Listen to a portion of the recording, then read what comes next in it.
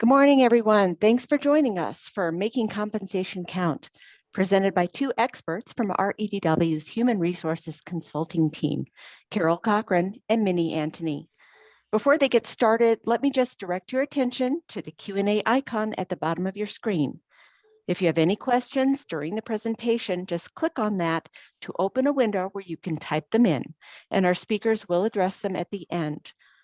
This session is being recorded, and you'll receive access to the recording along with a copy of the slides and additional resource materials via email at about this time tomorrow. Well, there is lots to cover, so I'll let Carol get started. Go ahead, Carol. Good morning. Let me start by saying just how really thrilled my partner in crime, Minnie Antony, and I are to welcome you to Making Compensation Count. On behalf of our entire firm, we feel just so fortunate to work in Indian country, and in particular to have the opportunity to talk with you today about one of our favorite topics, which is compensation. Now, I have to tell you that it's not often that in a professional presentation like this, you get the opportunity to quote that really astute financial planner, the band Pink Floyd. But for those of you who also like Pink Floyd, there's actually a song that's perfect for our presentation. And you probably know exactly which one I'm talking about. I'm not going to sing it for you, but I will use the first stanza. Money, get away. You get a job with good pay and you're okay. Now, we know that within the past year, we've had enormous challenges from a human resources standpoint with COVID. We've heard a great deal about the Great Resignation. And in fact, I have to say that even as recent as this morning, I read in our newspaper today lots of information about the Great Resignation. And the Wall Street Journal, in fact, yesterday posted a news article that indicated that the resignations throughout the country was at the highest level in over 30 years, which is truly odd when you consider the fact that we're in a pandemic. But what we do know is that the nature of work has changed dramatically. And because of that, compensation has become more and more important. And I can tell you from the perspective of our practice, where we've worked in the area of compensation, in particular with Native American tribes and their enterprises for well over 20 years, I've never seen a market like we have right now. And in fact, employers and tribes and enterprises all over the country are really looking for some true and tried solutions to address this changing nature of compensation. So that's really what we're going to be talking about today. I looked at the list of attendees before we started this presentation, and I know that there are a number of friends of the firm and tribes and enterprises and casinos for which we've worked with for many, many years. As many of you know, we are a CPA and business consulting firm. We have offices in Albuquerque, New Mexico, Phoenix, Arizona, and Edmond, Oklahoma.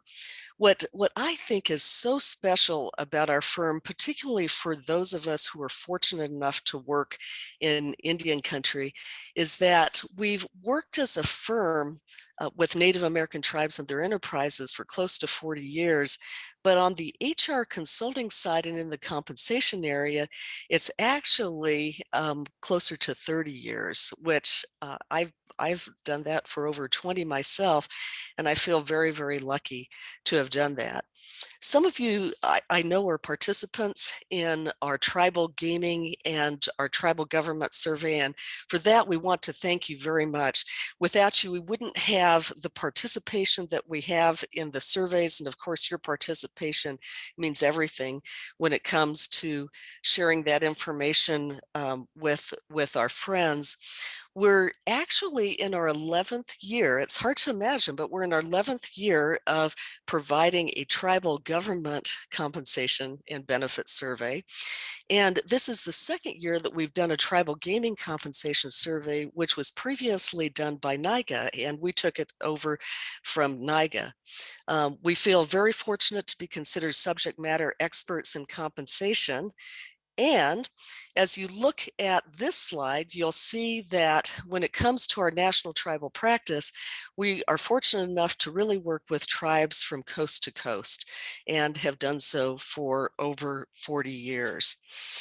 One of the things that we know is a huge challenge with employers everywhere, but I would say it's also certainly a challenge with tribes because of the nature of the remote work and the access to talent, is that there are numerous challenges related to compensation.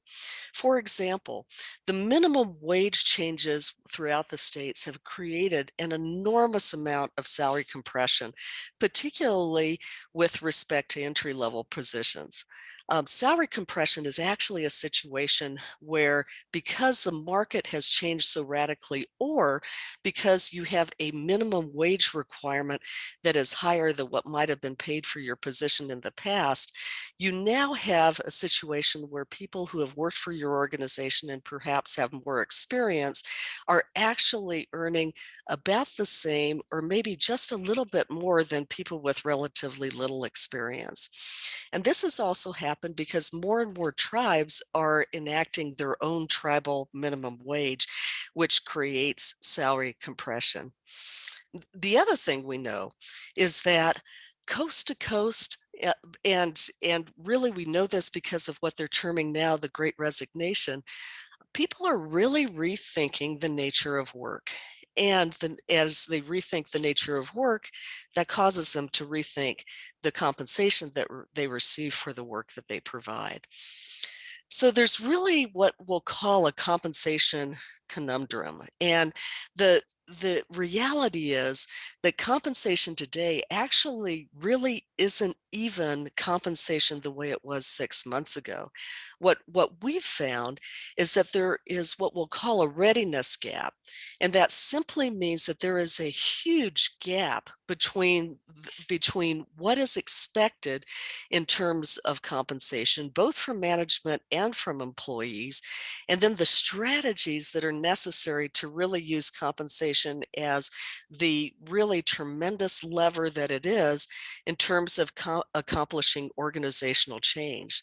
Now, if we didn't think that that was bad enough, 69% of businesses today say that that's critical for their success, but actually only 9% of them are ready and able to address this difference.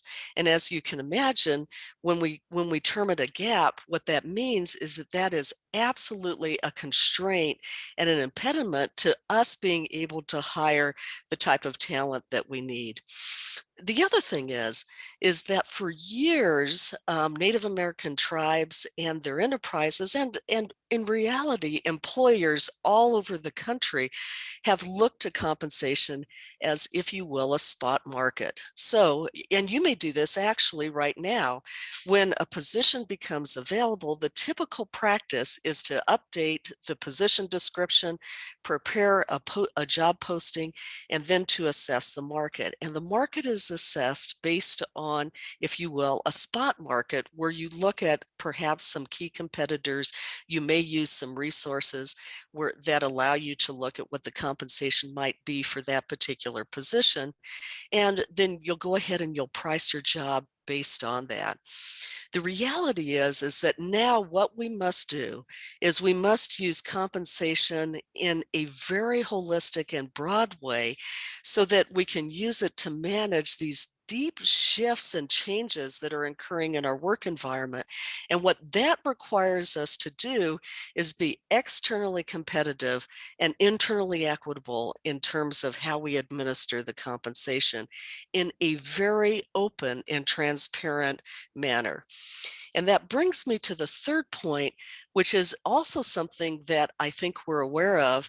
One of the articles I read within the last week indicated that now, and we're so fortunate for this, at this point in time, millennials are almost 50% of the workforce.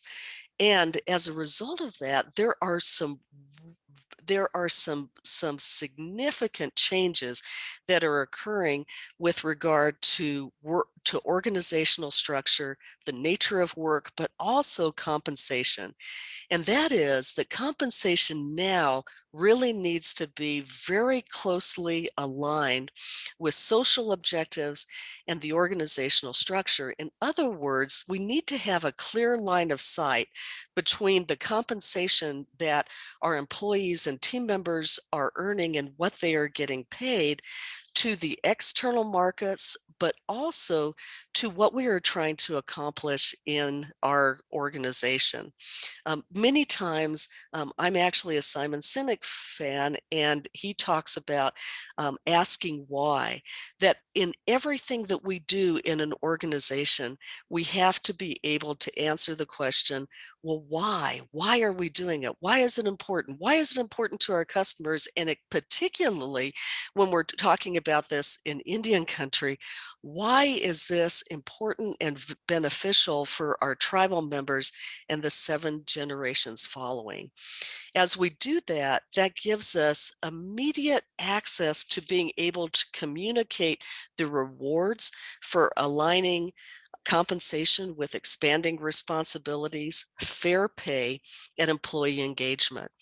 As managers, many times we think that compensation is the most important thing, and we spend a great deal of time and energy. In fact, this seminar is a perfect example of that, talking about compensation and making sure that we are able to communicate why compensation is so important and have equitable compensation.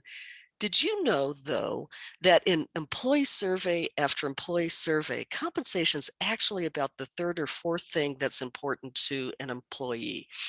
Ahead of that are things like having a manager that believes in me, having the opportunity to work with people that I like and respect, doing interesting work that I think is meaningful meaningful to and serves a common purpose. But here's the thing about compensation. The thing is that if we get compensation wrong, it is extraordinarily detrimental. So the purpose of this seminar actually, and the purpose of our surveys, is to make sure that we are in fact getting compensation right.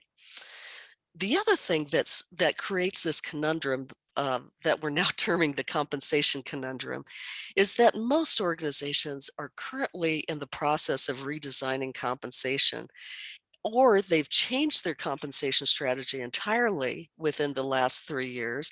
And the vast majority of organizations are planning on changing their compensation structure and strategy again within the upcoming next 3 years.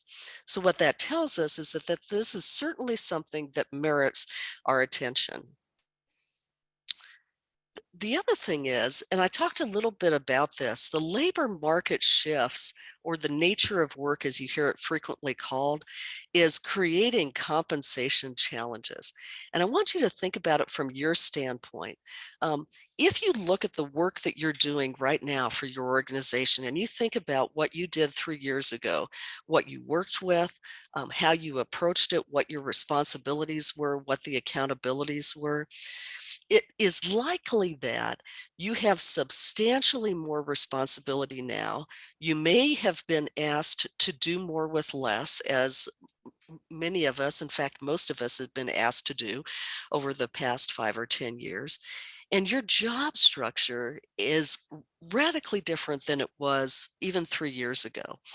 And what that's led to is that there's widespread dissatisfaction with compensation, both at the employee level and the management level. So management's dissatisfied with compensation because the feeling is that compensation is not helping us accomplish the goals of the organization, and it's not working the way that it should for the investment that we're making. And then employees are dissatisfied with compensation because they feel like, rightly or wrongly, that it may not be a good measure of their value to the organization.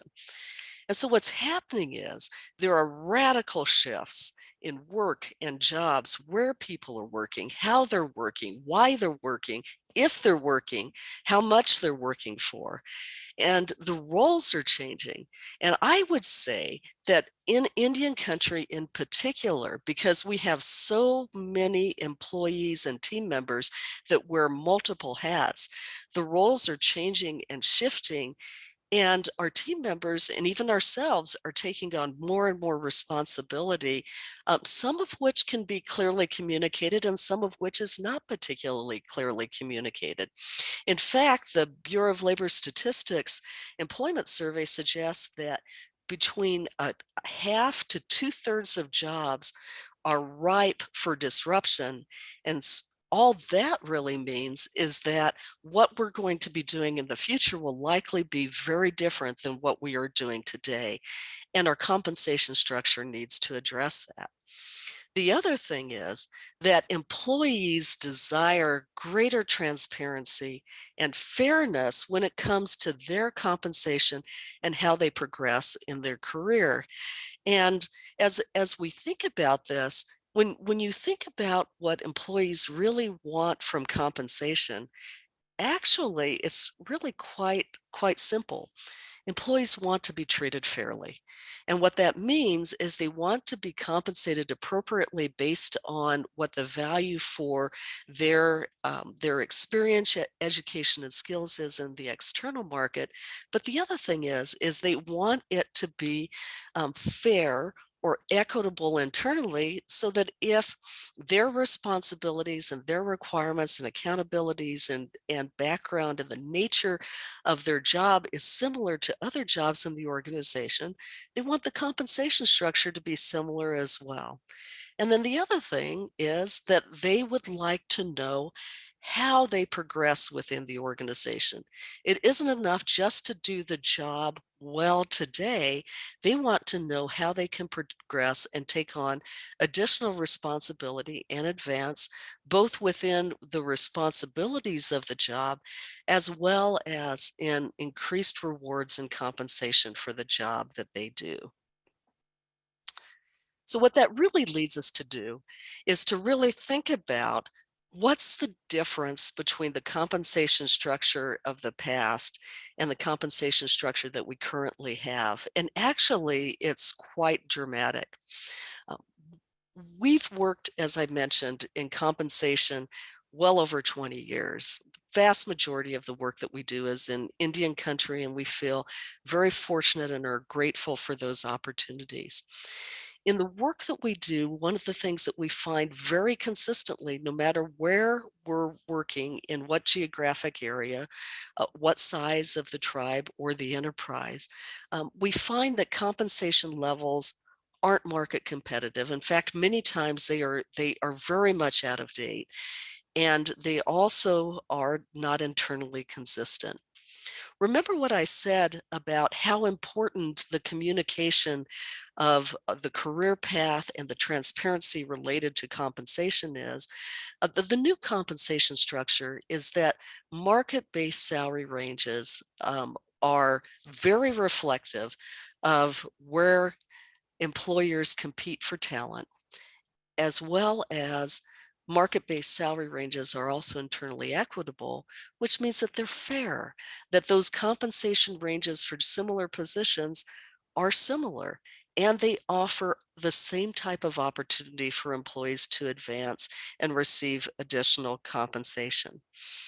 The other structure, the old structure, also was very narrow. Remember what I talked about in terms of a spot market. Many times it's not unusual that you'll find that every single job position, or maybe even every person, actually has a different salary range. And you can see how frustrating that would be from the standpoint of an employee wanting to know where their potential for advancement is within the organization and within their compensation range.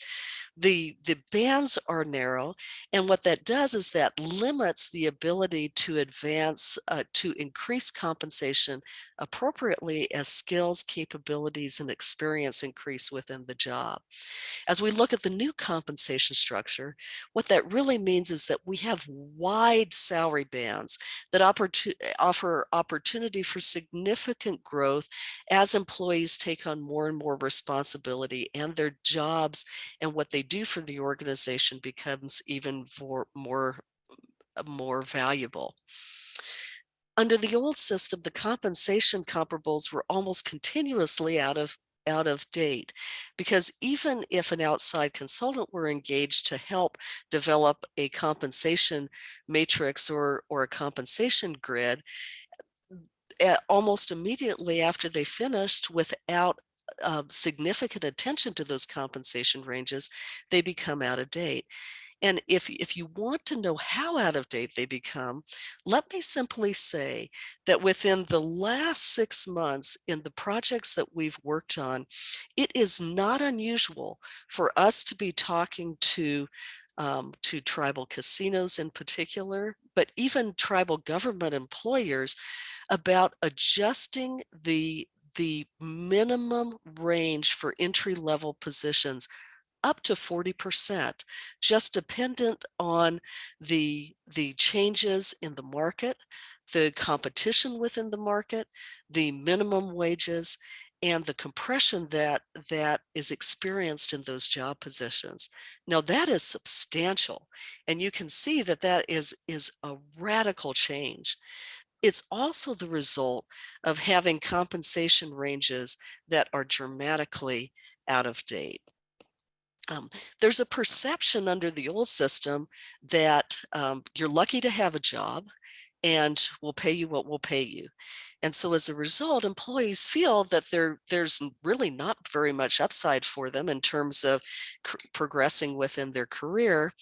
And so um, they are they are in the market for looking for a position that will facilitate their personal progression and growth. Under the new compensation structure, there is a direct link between performance and compensation that really does look at what skills, experience, and expertise is needed to advance our organization's goals, and a way of valuing our individual and team contributions. So many times under the old compensation structure, our business strategy wasn't even related to the compensation that we paid our team members. And as a result, we experience extraordinarily high turnover. Under the new compensation structure, there are real-time rewards and career paths as responsibilities change and as they grow. And employers are constantly looking at ways of, if you will, sweetening the pot to make the compensation structure, the reward structure, even more meaningful to their employees, all towards the objective of becoming an employer of choice. I've already talked about the significant salary compression, but I want you to think about salary compression from the standpoint of an employee who has been loyal to your organization, who has worked hard within your organization, who actually has received compensation increases to their entry-level position over time, maybe over 4 years, over 5 years, and who is really meeting the roles and responsibilities of their job. And then just think about how demoralizing it would be for that employee if someone with relatively limited experience, no previous experience with the tribe, is hired at either at the wage that they are currently earning or slightly below. And so the salary compression, is, as we'll see, is a significant detriment to our ability to really advance. The new salary structure supports employees growing in their position. And in fact, it celebrates employees growing and advancing within their positions by acquiring new skills and developing their capabilities as leaders within your organization. And ultimately, under the old compensation structure, what this means is that it is really very, very difficult to attract and retain key talent, because there's not a consistent approach to having a compensation structure that is easily understood and highly motivational to our team members, that also may not, in fact, support a living wage. So Minnie, would you like to talk about forces that drive pay? Thank you, Carol. And so when we consider the most effective compensation studies, they use both external market data, that is the surveys, and internal equity factors, which evaluates each position. So this assures that pay and benefits are competitive for recruiting and retention, which is externally driven by the market. Note that internal equity, it refers to the criteria that corresponds to each position's relative value to the organization. So it assures, the internal equity assures pay and benefits that are internally driven by the relative worth of those positions in relation to the other positions. And this forms a solid basis for communicating salary ranges for job posting and determining pay increases and assessing rewards. Next slide. So one of the best practices for making compensation work and count is that ultimately we're ensuring that the market-based compensation creates value for the client, ensuring that it is aligned with your stakeholder interests, which supports the mission, the vision, and the values of the organization. As iterated earlier, internal equity is determined by the relative worth of all the jobs within the organization and assessing each position's impact to the organization based on the compensable factors or the measures of job complexity. And when we say it's externally competitive, we're actually gathering salary data from multiple reliable sources, industry-specific compensation resource for your organization based on your revenue size and the geography that you're operational. And we may ensure that this is easy to administer by your HR team on an ongoing basis and maintained, as it provides the ability to evaluate new jobs, reevaluate existing jobs, and for any salary movement. Next slide. So the methodology for pay adjustments that we look at is equitable pay adjustments are made when there are market differences or changes, which also impacts the internal value of your jobs. And the factors that impact the employee pay are the candidates, as Carol mentioned, candidates' experience, their education background, their professional associations and certifications, the performance, the number of reports or the span of control that they have, any job shift differentials, the hazardous working conditions. All of these impact job pay or the pay adjustments.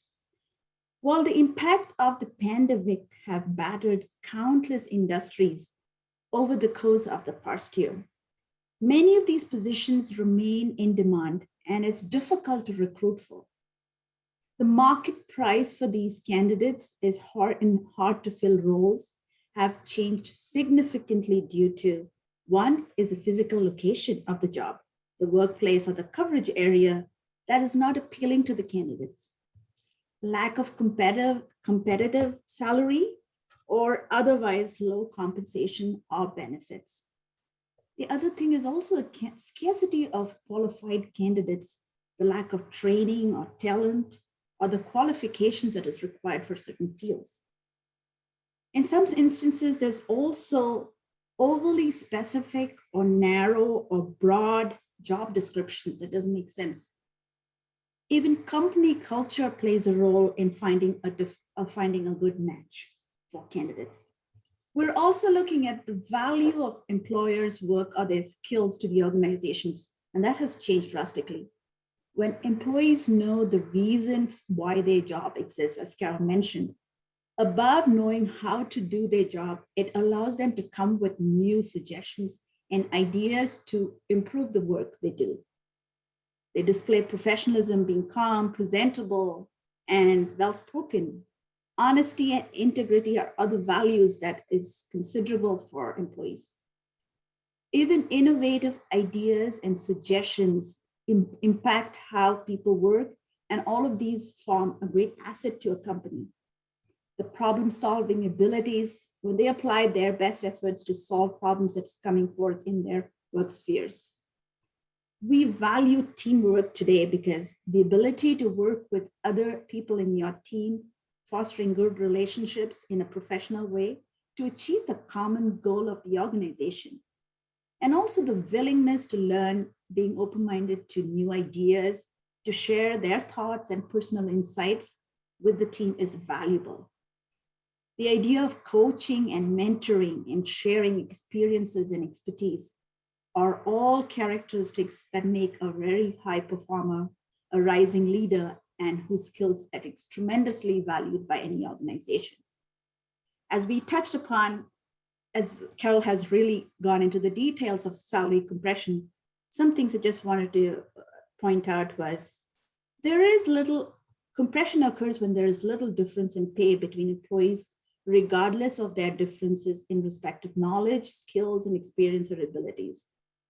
And this can be found when tenured employees and new hires, where new hires join the company at compensation levels that is similar to the long-time employees.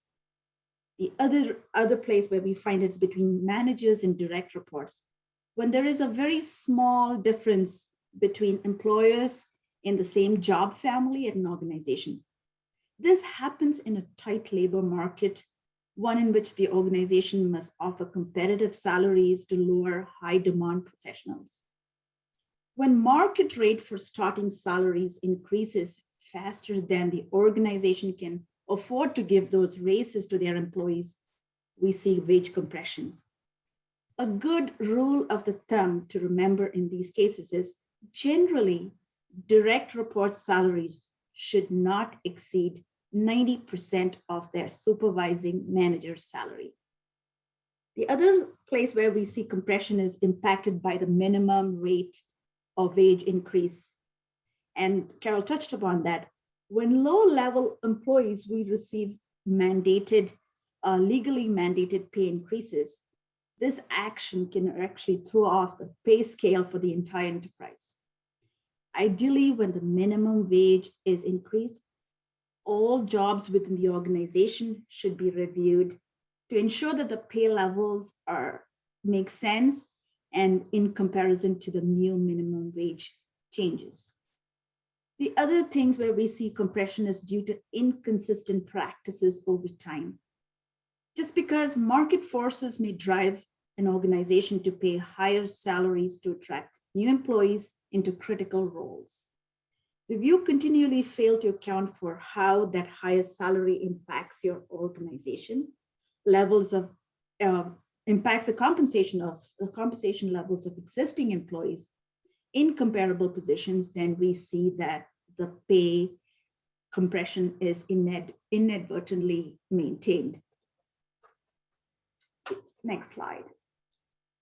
So on the tribal compensation survey, for the preparation of the survey report, we gathered compensation data from participating tribes across the nation, and we've used a very powerful filtering and comparing tool to generate a wide range of reports and to contrast your compensation data by specific position against other similar tribes.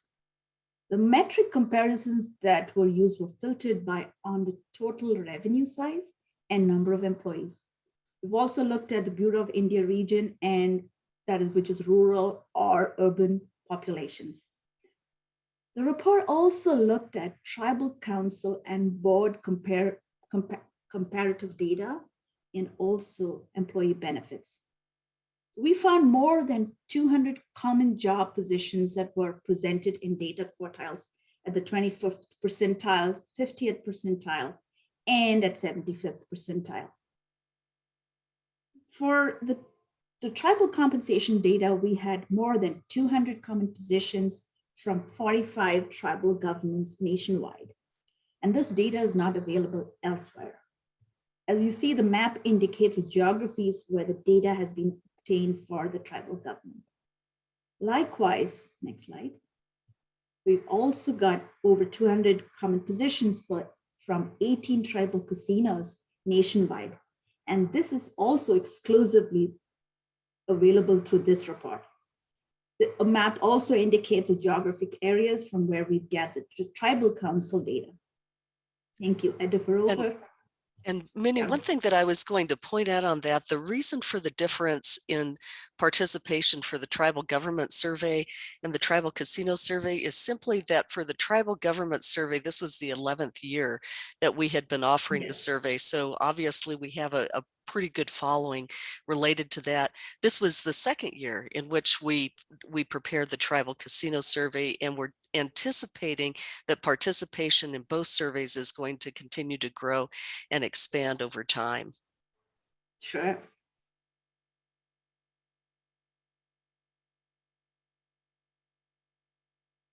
Carol, I'll defer to you.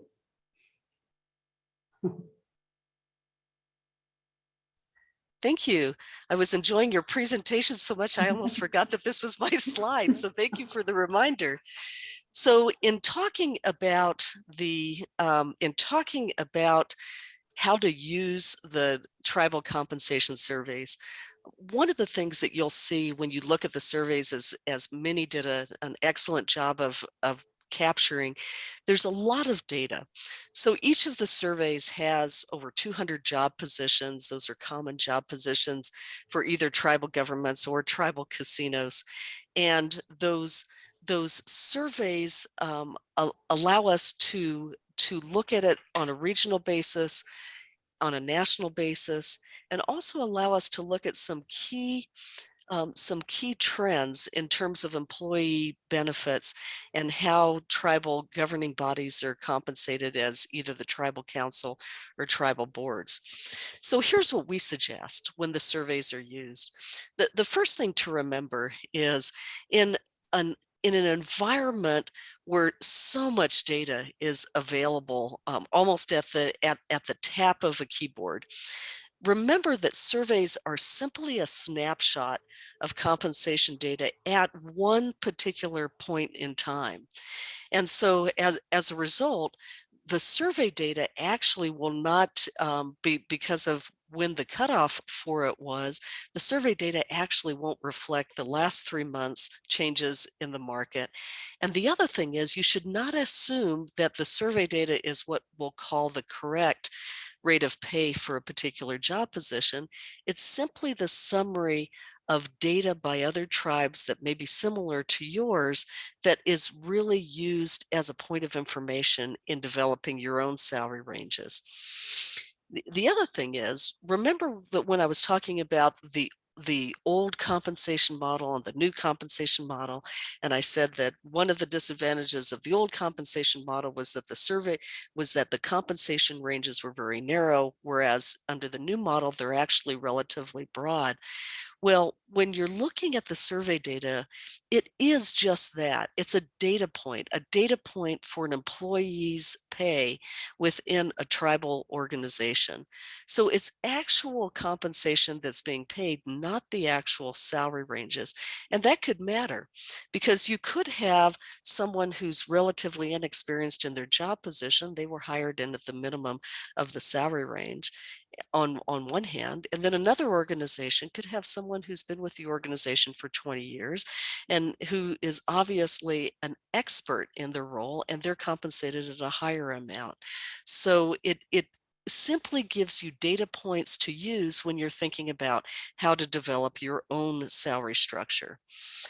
Think about, I'm a Stephen Covey fan, and I'm talking about the older Stephen Covey, The 7 Habits of Highly Effective People. And one of the things that Stephen Covey always talks about is true north, how if we have a true north that we use as kind of our guiding principles in terms of those things that we do and align our efforts with, will be much more effective. And in terms of compensation data and what might be the true north for that, it's really your compensation philosophy. The compensation philosophy really defines where you want to be within your markets. Do you want to be a market leader? Do you want to meet the market? Or do you want to lag the market because you have some economic challenges that need to be addressed? Your compensation philosophy takes all that into consideration, and as well as the economic constraints that you might currently be experiencing. And when you consider the survey data in that context, in the context of your compensation philosophy, what you're trying to accomplish with the rates of pay that you offer your employees. The other thing is the geographic data is very important. For example, we consult with tribes all over the country. We may consult with tribes that are located in very rural areas within the heartland of the United States, or we also consult with tribes in Washington and California, which are some of the highest and most competitive labor markets in the country. So you must utilize the market data within your own geography, as well as whether it's urban or rural, to really support the decisions that you're making. So we would suggest that if you do choose to use our surveys, and of course we think that they're very helpful and certainly a great tool for managing your compensation structure, we would suggest that you ask a few questions as you use the surveys. The first thing is, many talked about the 25th, the 50th, and the 75th percentile. That means at the 50th percentile, you have 50% of those who responded are below that midpoint, and 50% are above that midpoint. So the question for you, as you look at your data and look at it on a position by position basis, is what is the difference between your data and the 50th percentile that's being reported? And if there is a difference, what does that indicate? What does it really mean? Remembering that all we're looking at are data points in the survey at a particular point of time. Does it indicate perhaps that your compensation might be out of line with what other tribes are doing nationwide? Can you explain that difference? Or does it suggest that we need to take a little bit deeper dive and determine whether or not the market really has changed and we have positions and people in those positions that are now at risk because they're out of market? How can you control your compensation process? Are there ways of controlling it internally? Are there ways of modifying it? Do you have to, for example, wait until the next budget cycle to make any type of compensation adjustments? Or can you be more flexible and, after identifying areas that are clearly out of market, make a move to address those areas in real time? And perhaps the most important question of all is, how can compensation support your organization's business strategy, which ultimately is always for the benefit of the tribal member? And as you look at that, ensuring that there's clear alignment, we call that line of sight between the compensation that is being paid for a particular job position and what the requirements of that job position are and how they align with what you're trying to accomplish in the long term, will definitely create a solid and strong compensation structure. So in terms of best practices for having a compensation structure that really is strong and stable and ultimately will help you attract and retain the talent needed, is that, first of all, eh, when you think about your own organization, or perhaps you've even had an employee engagement survey, and the employee engagement survey might have asked employees what they think and where they think your organization might have some issues that need to be addressed.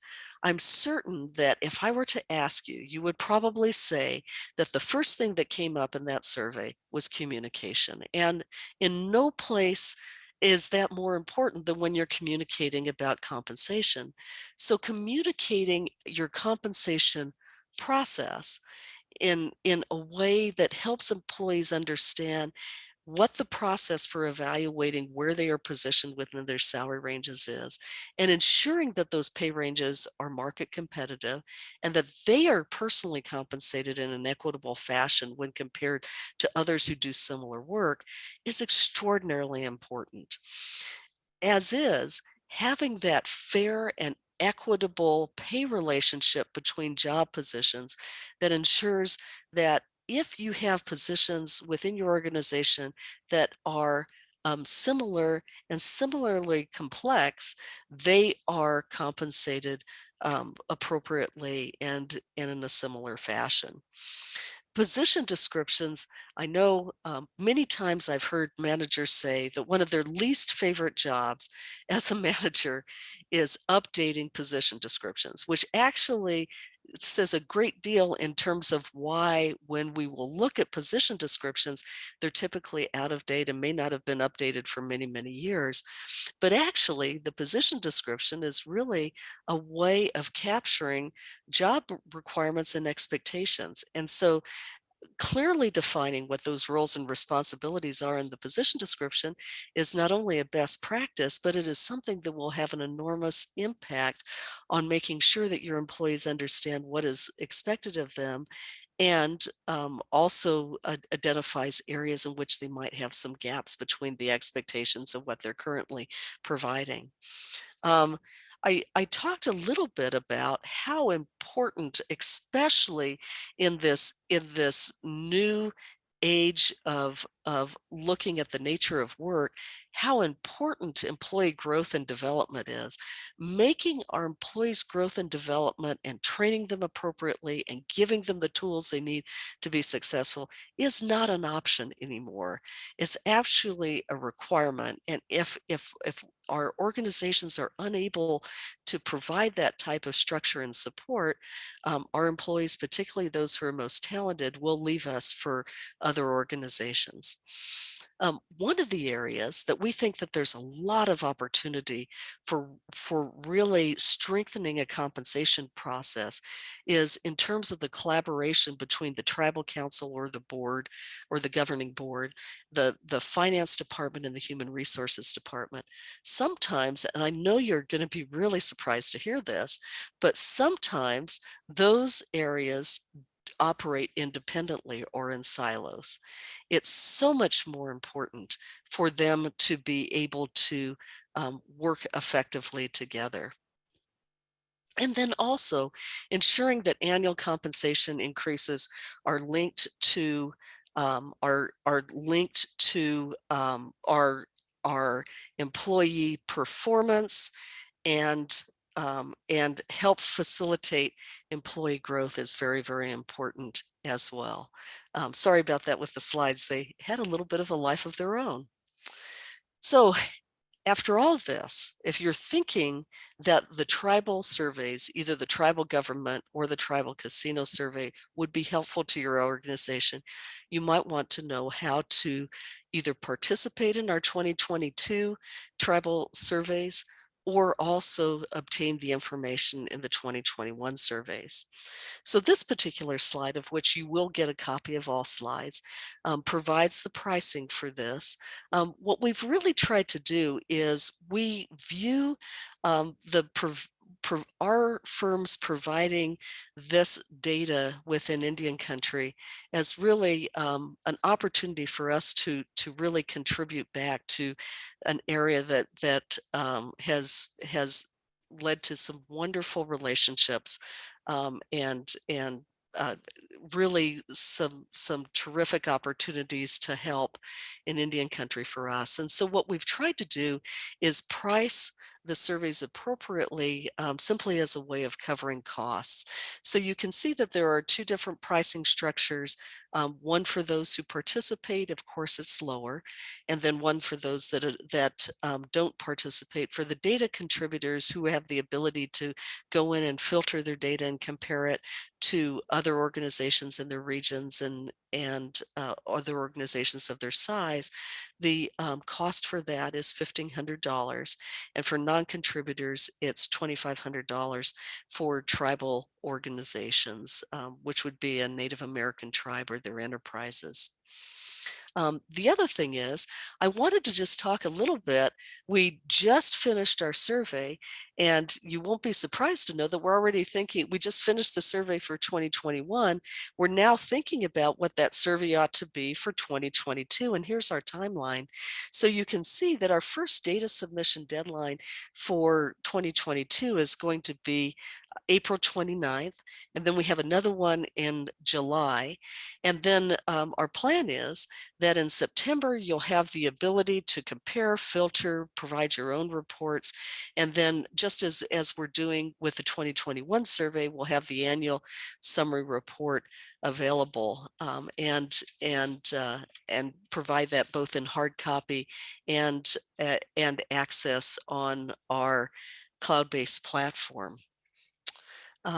So really, as I wrap this up and turn it over to Carla, who will tee us up for any questions that you might have, the thing that I'd like to leave you with is that this really is a radically different environment than we've ever experienced before. It's the difference in terms of how employees, including those who have been with us for a very long time, are viewing their jobs, their roles, their responsibilities, how they work, why they work, where they work, how much they get paid for work, is requiring us as employers to really look at all aspects of how we engage and retain talent in a way that will ultimately benefit our stakeholders and in tribal organizations, the tribal member, of course. Ultimately, the challenge is, how do we become an employer of choice?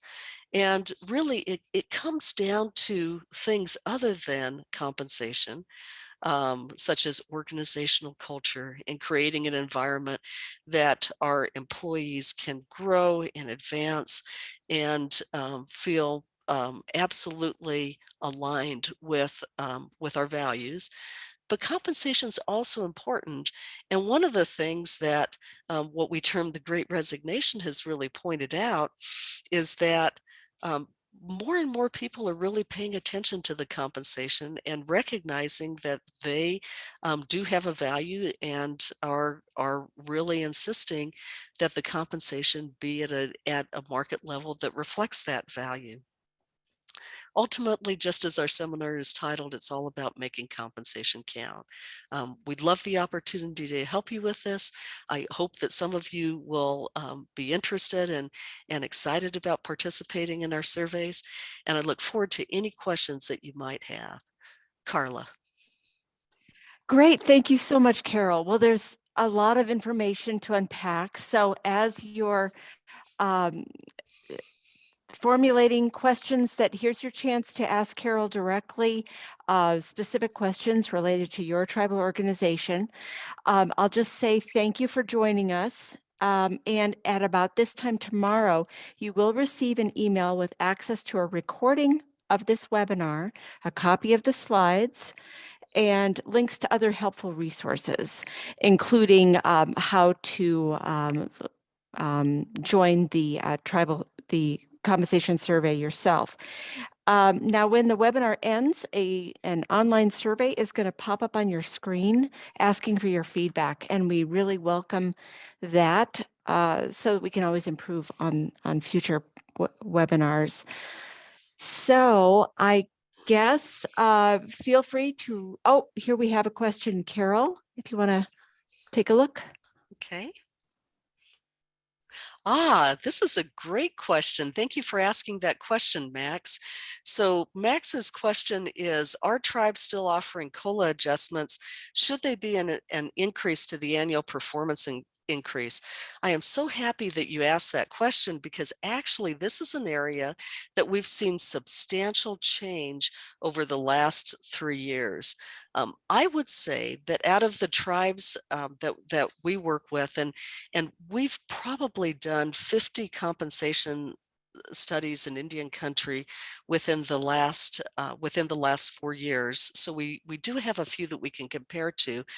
Probably about half the tribes are offering COLA adjustments and regular increases, but more and more of them are looking at additions solely based on pay for performance. The thing that they've been a little hesitant about taking that jump to the performance adjustments is that they really feel that in order to make the adjustment to, if you will, pay to performance, that there needs to be a good quality performance evaluation system that really does effectively take into account an employee's level of performance, but also provide it in a way that allows them the opportunity for coaching, to set their own goals, and to move forward. So of the tribes that are offering COLAs, some of them do offer a minimum COLA, for example, 2 to 3% in addition to a performance increase. But the majority of the tribes that we've seen that are going to the annual performance increases have not offered a COLA in addition to that. So usually it's either one or the other, but there's a great deal of interest in going to pay for performance. Carol, thank you so much. Of course. Any other questions? Well, I guess we can give everyone the gift of a little time back at the end. And of course, you can rewatch the recording and take a look at all the resource materials. And of course, reach out to Carol and Minnie afterwards. Their contact information will be available too. So thank you very much, everyone. Please do give us your feedback in the survey that will pop up on your screen. Thank you. Yeah. Thank you for sharing your day with us. It's been terrific. We really appreciate it, and have a wonderful day.